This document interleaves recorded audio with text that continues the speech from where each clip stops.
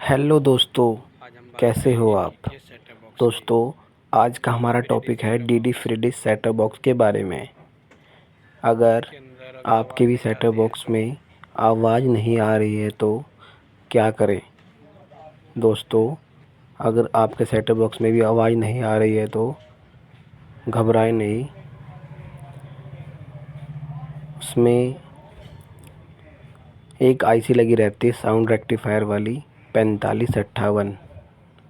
आपको दिखाएंगे, ये वाली 4558 आईसी है।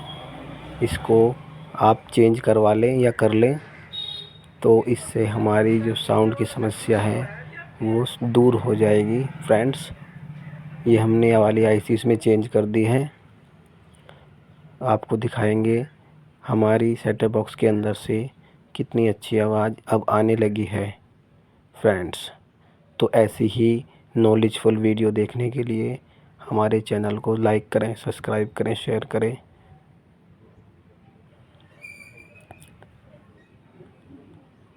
ऐसी ही इलेक्ट्रॉनिक से जुड़ी हुई नॉलेजफुल वीडियो देखने के लिए हमारे चैनल को सब्सक्राइब करें। देखिए फ्रेंड्स, टीवी में से कितनी अच्छी आवाज़ आएगी अब। ये सेटअप बॉक्स हमने प्रॉपरली बना दिया है आईसी चेंज करने के बाद। Thank you for watching.